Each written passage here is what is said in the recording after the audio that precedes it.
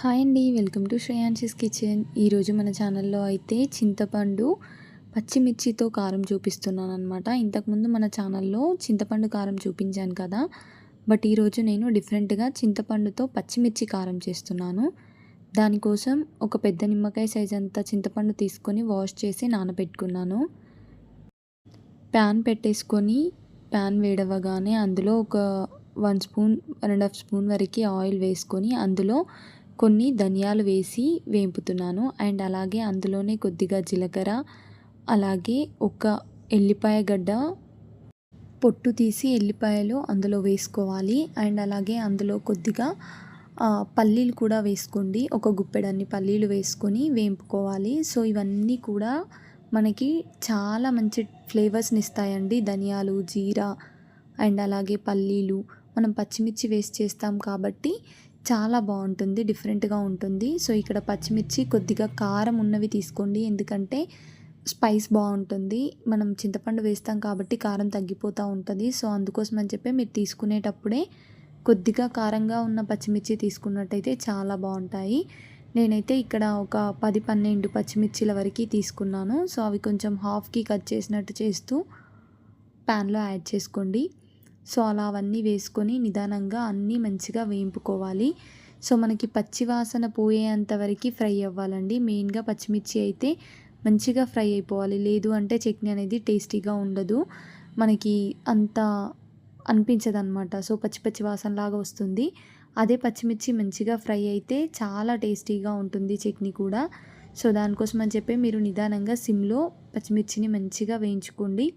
అవి వేగేలోపు ఇక్కడ చింతపండు మనం నానబెట్టుకున్నాం కదా, దాన్ని నారలు లేకుండా తీసి మిక్సీ జార్లో వేసుకోండి. సో నార అనేది ఉంటే మనకి మిక్సీ పట్టిన తర్వాత కూడా మనం తింటుంటే అది ఆ నారలు వస్తూ ఉంటాయి. సో అది కొంచెం డిస్టర్బెన్స్గా ఉంటుంది. దానికోసం అని చెప్పి చింతపండుకున్న నారలన్నీ నీట్గా తీసేసి ఒక్కొక్కటిగా చెక్ చేసుకుంటూ మిక్సీ జార్లో వేసుకోండి. ఇలా రెడీగా పెట్టుకోండి. చింతపండు వాటర్ కూడా పాడేయొద్దు, ఉంచుకోండి అలానే.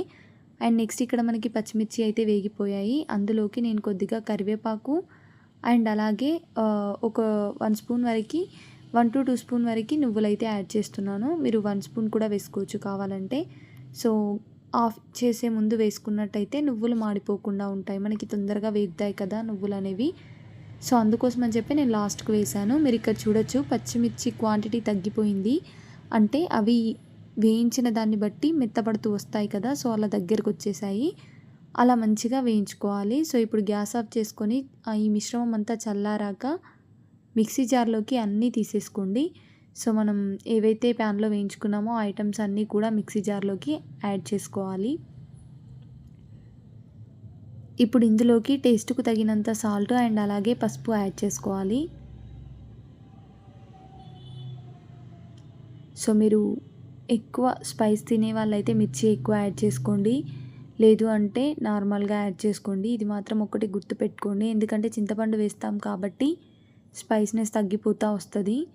సో నేను ఇక్కడ పసుపు అండ్ ఉప్పు వేసి చింతపండు వాటర్ యాడ్ చేసుకుంటూ చట్నీని అయితే గ్రైండ్ చేసి రెడీగా పెట్టుకున్నాను. సో చట్నీ రెడీ అయిపోయింది. నెక్స్ట్ ఇక్కడ ఒక ప్యాన్ పెట్టేసుకొని ఆయిల్ వేసి ఆయిల్ హీట్ అయిన తర్వాత అందులోకి జీలకర్ర, ఆవాలు, మినపప్పు, శనగపప్పు వేశాను.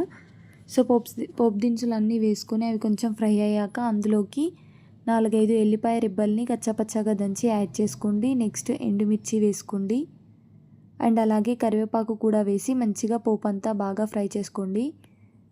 ఇలా ఫ్రై చేసిన తర్వాత మనం ముందుగా మిక్సీ చేసి పెట్టుకున్న మిశ్రమం ఉంటుంది కదా, చింతపండు పచ్చిమిర్చి కారం అనేది, అదంతా కూడా ఆయిల్లోకి తీసేసుకోండి, అంటే పోపులో వేసుకోవాలి.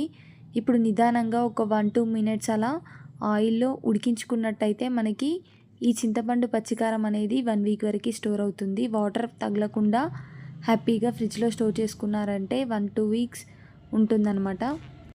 నోరు బాగాలేనప్పుడు ఒక్కసారి ఇది ట్రై చేయండి, చాలా బాగుంటుంది, మీకు డెఫినెట్గా నచ్చుతుంది. రెసిపీ ట్రై చేసి మీకు ఎలా వచ్చిందో నాతో షేర్ చేయండి. అండ్ అలాగే మన ఛానల్ని సబ్స్క్రైబ్ చేసి వీడియోస్ లైక్ చేయడం మాత్రం అస్సలు మర్చిపోద్దు. Thank you so much for watching.